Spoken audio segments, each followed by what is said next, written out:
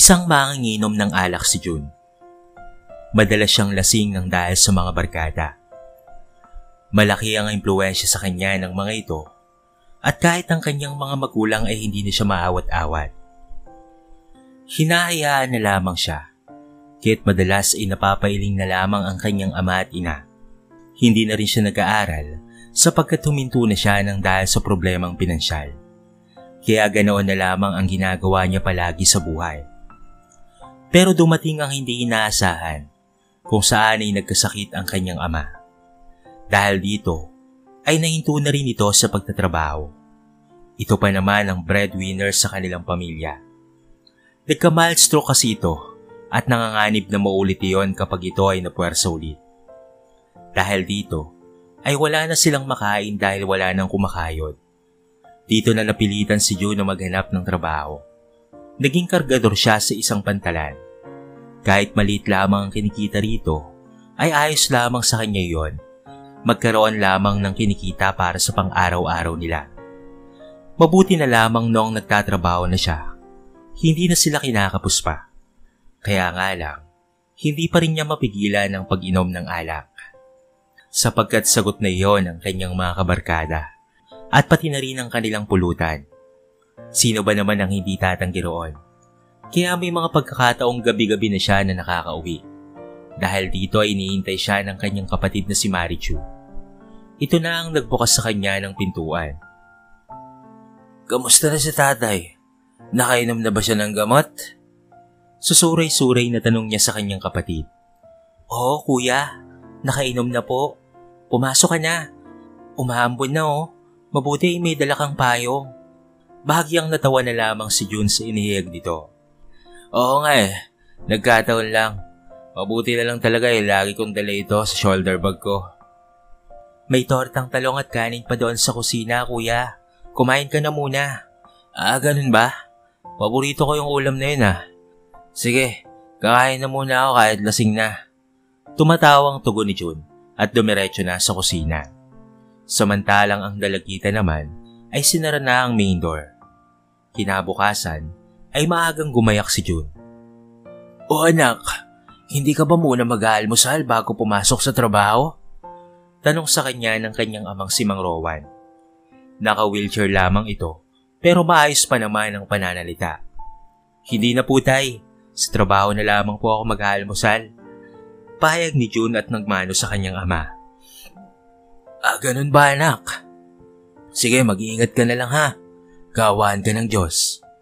Hanggang sa pumasok na nga sa trabaho si June, marami siyang binuhat na bagahe ng mga pasahero.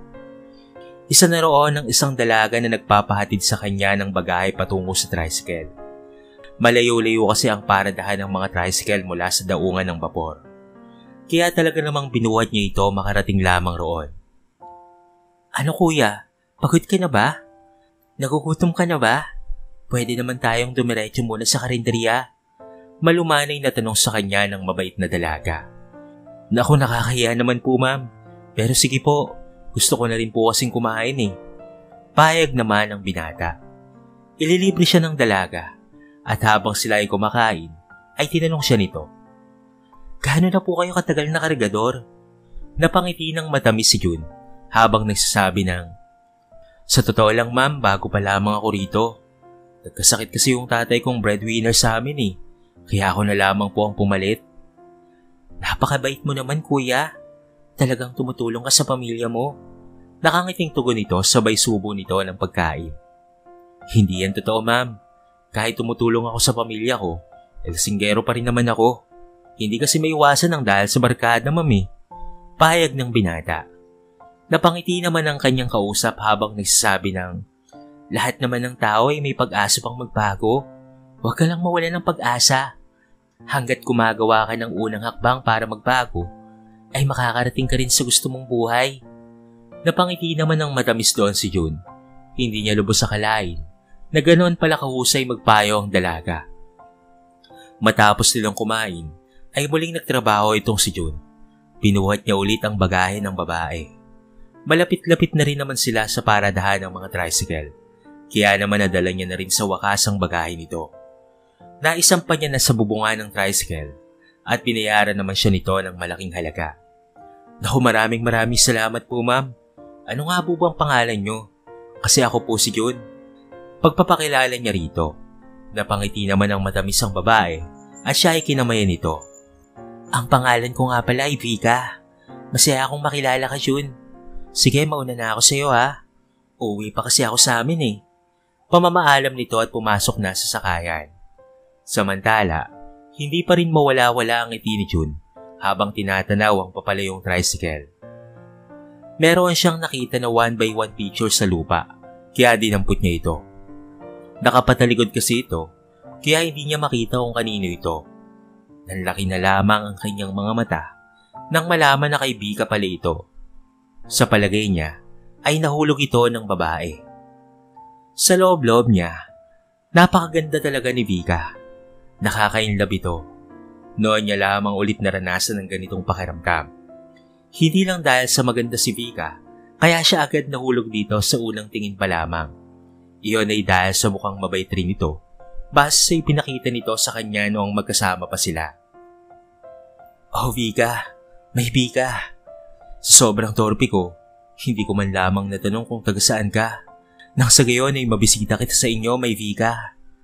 Sayang, pero umaasa pa rin ako sa tadhana. Kung ikaw talaga ang ipinagkaloob sa akin, ay muli tayong magkikita. Bulong ni John sa kanyang sarili habang pinagmamasdaan ng munting larawan ng dalaga. Bumalik na siya sa pier upang ipagpatuloy ang kanyang trabaho. Marami ulit siyang tinrabaho roon. Sulit na sulit naman dahil nakaipon siya ng malaking pera. Nabilhan niya ulit ng gamot ang kanyang ama at nakabili pa siya ng masarap na pang-ulam nila.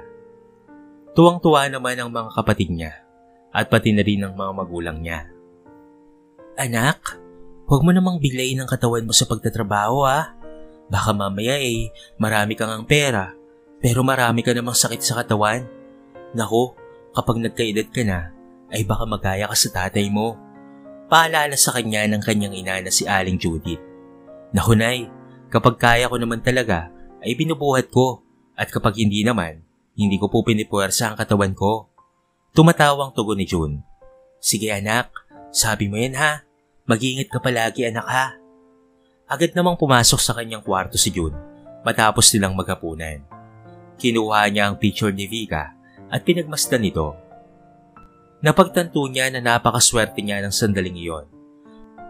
Bagamat hindi nga niya natanong ang babae kung taga saan ito, may iniwan naman itong isang souvenir sa kanya. Sa loob-loob niya ay iingatan niya ang litrato na ito hanggang sa magtagpo ulit sila ng landas. Masaya siyang nakatulog noong gabing iyon. Kinabukasan ay balik trabaho na ulit siya. Puro pagbubuhat ng mga bagahe ang inaatupag niya. Kapag napapagod siya, ay tinitignan lamang niya ang picture ni Vika na nakaipit sa kanyang wallet. Yun na lamang ang laging nagiging inspirasyon niya sa pang-araw-araw. Ito ang nagbibigay sa kanya ng panibagong lakas upang harapin ang pang-araw-araw. Kaya naman nagagampanan niya ng maayos ang kanyang trabaho sa mga sumunod pa na araw. Medyo nakakalimutan na niya nga ang pagiging alkoholik niya. Pero noong makauwi na siya noong isang hapon, pagkatapos niya sa kanyang trabaho, ay nagtungo sa kanilang bahay ang isa sa kanyang mga kaibigan na si Albert. Oh Albert, napasadya ka ata rito. Anong meron?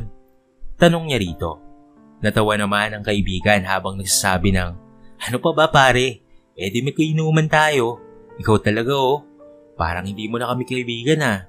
Ilang ulit mo na kaming tinanggihan. Kaya ngayon, huwag ka nang tatanggi pa ah.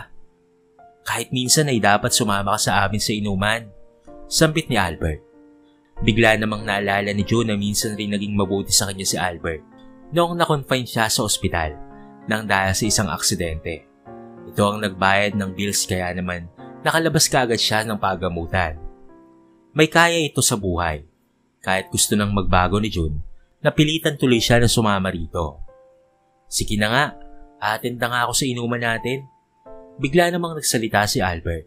Naku, baka napipilitan ka lang pare ha? Hindi ako napipilitan no tol. Kitang-kita naman di ba sa gwapo kong mukha? Bukal sa loob ko to pare. Kaya tara na, pag-inuman na tayo. Pabirong saad ni June. Inakbayan pa ang kanyang kaibigan. Okay sige, sabi mo Tugon naman sa kanya ni Albert. Dumiretso na nga sila sa kanilang tagpuan at doon sinimula ng inuman. Habang sila ay nagkakasiyahan, merong ipinagtapat ang isa sa kanilang mga kaibigan na si Marco. "Mga pare, napasabak ako kanina sa gulo eh. Paano ba naman kasi, yung alaga akong piik, ninakaw ng mga tagalabas eh. Grupo sila. Nasunto ko yung isa sa kanila, pero dahil sa dami nila, ay natansya ko na hindi ko sila kakayanin. Kaya naman tumakas na ako. Nakikitulog nga lang muna ako sa tito ko eh, dahil alam kong babalikan nila ako." Kwento ni Marco. Nasabi pa nito sa kanila ang lugar na dapat nilang iwasan upang hindi sila madamay sa gulo. "Ang kakapal ng mga mukha ng magnanakaw na yun ah. Ikaw na nga ang ninakawan, tapos sila pa ang galit." Komento ni John sa mga narinig. "Kaya nga tol eh. Kaya iwasan na lamang muna natin ang lugar na binanggit ko na yun." Pahayag ni Marco. Mga ilang oras rin silang nag-inuman. Wala silang ibang ginawa kung hindi ang mag-inuman ng magdamag at magkwentuhan habang nagtatawanan. Makaraan nito ay nagpaalam na nga si June na uuwi na siya. Ayaw niya kasing umuwi ng gumagapang. Ang gusto niya ay nakakalakad pa siya, saka may trabaho pa siya kinabukasan at ayaw niyang magpakalasing ng sobra. Samantala, habang siya ay naglalakad mag-isa, nagulat na lamang siya nang mayroong pumaswit sa kanya. Dahil dito ay tinignan niya kung sino ang tumatawag sa kanya. "Hoy ikaw, kaibigan ni Marco. Ano? Nakita ko kanina na nakikipag-inuman ka sa kanya, di ba? Si Marco na siyang sumuntok sa isa sa mga kaibigan namin." Wika sa kanya ng galit na lalaki. "Oo, kaibigan ko nga si Marco. Bakit? Anong kailangan mo?" Tanong niya rito. Bigla itong tumawa ng nakakaloko habang nagsasabi ng, "Kung hindi ka rin naman bobo eh, no? Eh di bubugbugin ka. Ipaghihiganti ko ang kaibigan ko." Dahil sa narinig, ay inienda na ni John ang sarili sa posibleng maganap. Marunong naman siya sa martial art. At hindi naman siya gaanong lasing, kaya't ipagtatanggol pa niya ang kanyang sarili. "Naniwala ka naman sa sinabi ko, tol. Tuto ka pala eh. Bakit ko naman gagawin yun? Eh sa laki ng katawan mo, ay mukhang hindi kita kakayanin. Kaya't eto na lamang ang ipangtatapat ko sa'yo." Wika ng lalaki. Nanlaki na lamang ang mga mata ni June nang makita na may dinukot ito na isang baliso. Huli na ang lahat dahil nang malapitan siya nito, ay nasaksak siya nito sa balikat. Agad naman siya nitong iniwanan sa ganoong kalagayan. Manhid ang kanyang pakiramdam, pero nagulat na lamang siya nang masilayan na maraming dugo ang lumalabas sa kanyang sugat.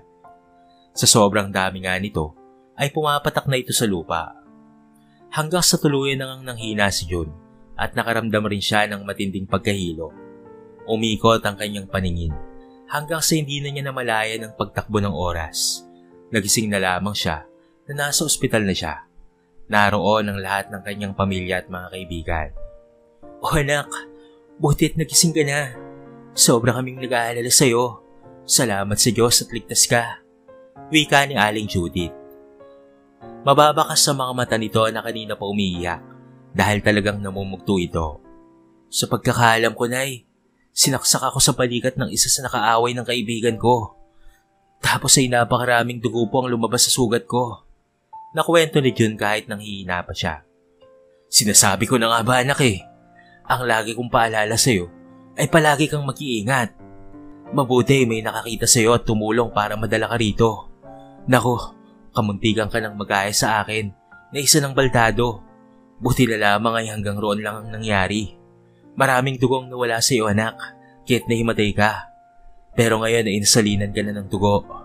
Maraming salamat na lamang sa Diyos dahil ligtas ka anak." Maluwalo ang pahayag ni Mang Rowan sa kanya. "Tol, pasensya ka na ha. Kasalanan ko ito eh. Kung hindi sala ako nakipag-away, hindi ka sana madadamay. Patawad talaga tol ha." Wika ni Marco. Mababakas ang sobrang pagsisisi sa aura nito. Napangiti naman si June habang nagsasabi ng, "Hindi mo kasalanan yun tol. Tama lang na nasuntok mo ang isa sa mga magnanakaw para naman maturuan ng leksyon." Sinabi naman sa kanya ni Albert na siya na ulit ang sasagot ng hospital bills. 3 araw lang kasi siyang nanatili sa ospital na iyon upang siya ay magpagaling. Dahil dito, ay labis-labis siyang nagpasalamat sa tapat na kaibigan. Nagsiuwian naman ang mga kaibigan niya at pati na rin ang kanyang kapatid at pati na rin ang kanyang tatay. Ang naiwan lamang upang siya ay bantayan ay walang iba kung hindi ang kanyang nanay. Nagpaalam na rin sa kanya ang nurse na umasikaso sa kanya kanina, sapagkat tapos na kasi ang duty nito. Ang sabi ng nurse na iyon ay meron naman daw napapalit sa kanya upang maalagaan siya. Hanggang sa dumating na nga ang nurse na iyon. Nagulat naman si June nang malaman na si Vika pala ito, ang babaeng nagparamdam sa kanya ng love at first sight. At ang babaeng unti-unting nagpabago sa kanya upang talikuran ng pagiging alkoholik. June, ikaw ba yan? Bakit nandito ka sa ospital? Anong nangyari sa'yo? Nag-aalala ngunit nakangiting pahayag ni Vika. Nasaksa kasi ako sa balikat, Vika. Ang gumawa niyon ay ang nakaaway ng kaibigan ko. Sa kasamaang palad ay pati ako nadamay. Pero ayos lang kung ganito na rin naman ang mangyayari. Naging daan ang insidente ngayon para mag-cruise ang landas natin. Kahit may iniinda pa, ay nakangiti ng matamis si June. Pinagmamasdan niya kasi ang napakagandang mukha ni Vika. Bagay na bagay rin ang kulay asul na uniforme nito. Napansin niya rin na medyo namula ang pisngi nito nang banggitin niya ang mga katagang iyon. Kinalulungkot ko ang nangyari sa iyo, June. Mabuti na lang ay nakaligtas ka. Siya nga pala, nakasuhan mo na ba yung may gawa niyan sa iyo? Tanong ni Vika sa binata. Oo, Vika. Nakasuhan na ng mga magulang ko. Sabi nila sa akin kanina. Matagal-tagal rin itong makukulong sa bilangguan. Pagbabayaran niya ang ginawa niya sa akin. Dahil sa kanilang pag-uusap, ay pinagtakhan naman ito ni Aling Judith na nakaupo malapit sa kanyang tabi. Anak, matagal na ba kayong magkakilala ng nurse mo? Ay hindi po, Nay. Pangalawang beses ko lamang po ulit siyang nakita. Naging tagabuhat po kasi ako ng bagay niya, Nay. Hindi ko nga po akalain isa pala siyang nurse eh. Ganun ba, anak? Pasensya ka na sa tanong ko ha. Maya-maya ay nagsalita na nga itong si Vika. Ngayon, aalagaan kita, June ha, para naman gumaling ka na. Nakangiti ng matamis na sambit ni Vika. Yun nga ang nangyari. Sinusubuan siya ng dalaga kapag oras na ng kainan. Pinapalitan rin ang dextrose niya at higit sa lahat ay binibigyan siya ng gamot. Samantala, noong gabing iyon at siya ay sinusubuan, bigla na lamang siyang natanong ni Vika. Talaga bang gusto mong magbagong buhay, June? At gusto mo nang talikuran ng pagiging alkoholik? Natigilan naman siya at napatitig sa dalaga. Matagal siyang hindi nakasagot dito. Nag-iisip siya ng magandang sasabihin hanggang sa mayroon na siyang nabanggit sa bandang huli. Oo, Vika. Mahirap mang paniwalaan ay talagang gusto kong magbago. Promise, unti-unti ko nang tinadalikuran ng mga pag-iinom. Naging aral na nga rin sa akin ang nangyari sa akin ngayon. Alam mo ba, Vika? Ikaw ang dahilan kung bakit ako unti-unting bumabangon. Matipid na napangiti ang dalaga habang medyo namumula ang magkabilang pisngi. Teka, bakit naman ako ang naging dahilan ng pagbabago mo? Napangiti naman si June at maya-maya nagsabi ng, mahirap mang paniwalaan pero sa unang tingin ko pa lamang sa'yo ay nahulog na ako. Ngayon ko lang itong naranasan, yung tipong unang tingin mo pa lamang sa isang tao ay nakikita mo na kaagad na ito na ang magiging hinaharap mo, kung saan ay magiging masaya ka kapag kasama ang taong iyon at magiging makulay at maaliwalas ang mundo mo. Sa una ay medyo nag-aalangan ako na maniwala sa tadhana, pero noong mangyari ito at ngayon na muli na tayong nagtagpo ng landas, alam ko na hindi lamang ito pagkakataon. Tadhana ang may gawa nito. Hindi man sa nag-a-assume ako, Vika, pero mamahalin mo rin ako balang araw. Handa akong iparamdam sa iyo ang totoong pagmamahal. Hindi nakasagot si Vika. Napangiti na lamang ito ng matamis sa kanya habang siya ay sinusubuan. Siya nga pala, wala ang kanyang ina sa ospital na iyon. Saglit lamang ito na nagpaalam na mayroong kukunin sa bahay. Siya nga pala, Vika. Taga saan ka ba noon? Bakit ka pumunta ng probinsyang ito? Pag-iba niya ng usapan. Alam niya kasi na sobrang nabigla ang dalaga sa kanyang mga inihiyag. Napagtanto niya na ang lahat naman ng babae ay magiging ganoon talaga ang reaksyon. Kung ang binata na ngayon lamang niya nakilala ay bigla-bigla na lamang magtatapat ng pag-ibig. Sumagot naman ang dalaga sa kanya. Taga-kabilang probinsya ako, June. Isa rin akong nurse roon. Pero matagal lang parang may bumubulong sa akin na dito dapat ako sa probinsya magtrabaho. Bukod kasi sa mas maganda ang mga kapaligiran, ay malaki pa ang pasahod. Tama nga ang lahat ng yon. Naging masaya ako sa pagtatrabaho rito at maganda rin talaga ang pasweldo kung ikukumpara sa lugar namin. Mura rin ang apartment rito, kaya sa tingin ko ay magtatagal ako rito. Pero sa kabila ng masasaya kong sandali sa lugar na ito, alam mo yung pakaramdam na parang palaging may kulang? Parang may hinahanap ako palagi na hindi ko naman matukoy kung ano. Pahayag ng dalaga. Ano ba yung hinahanap mong yon? Alam ko na. Siguro yung pamilya mo, no? Sobra mo silang namimiss na. Maring umiling si Vika. Hindi yung family ko yun eh. Halos araw-araw ko naman kasi silang natatawagan sa telepono. Kung ganun, ano ba ang hinahanap mo, Vika? Hindi ko nga alam yun eh. Basta, hindi ko maipaliwanag kung ano yon. Teka, napapahaba na ata ang usapan natin. Ubusin mo na itong pagkain mo para mamaya ay makainom ka na ulit ng gamot. Malambing na pahayag ni Vika at masuyo siya nitong sinubuan. Ilang araw siyang inalagaan ng dalaga hanggang sa tuluyan nang nanumbalik ang kanyang lakas at makakalabas na rin siya sa ospital. Pero bago umuwi si Jun sa kanila, ay hiningi niya ang telephone number ni Vika nang sa gayon ay magkatawagan silang dalawa. Mula nga noon ay naging magkaibigan na sila. Madalas na silang nagkakatawagan at kung minsan pa nga ay nagkakabisitahan pa sa kanilang mga bahay. Hindi muna nanligaw si Jun sa kanya. Ipinapakita niya na mula sa dalaga na karapat-rapat siya sa buhay nito. Tumatanggi na siya sa inuman ng mga barkada. Pero kahit ganoon ay kaibigan pa rin naman niya ang mga ito. Nauunawaan naman siya ng kanyang mga barkada. At dahil high school graduate naman siya, ay pinagpatuloy na lamang niya ang kanyang pag-aaral. Pinagsasabay niya ang pagiging konduktor at pag-aaral. Hanggang sa siya na nga ay nakapagtapos na at sa bandang huli ay nagkaroon na siya ng magandang trabaho. Dito na siya nanligaw kay Vika. Nagulat pa nga siya nang sagutin na siya nito kaagad. Magkasintahan na sila sa wakas. Hindi niya malilimutan ang binanggit ni Vika noong sagutin siya nito at habang nasa parke sila noong gabing iyon. Alam mo, Jun, kaya kita sinagot kaagad dahil matagal ko nang nakikita ang pagbabago mo kahit na magkaibigan pa lamang tayo noon. Huminto ka na sa pag-iinom mo totally at tignan mo, malayo na ang narating mo. Isa ka ng manager sa kumpanyang pinapasukan mo.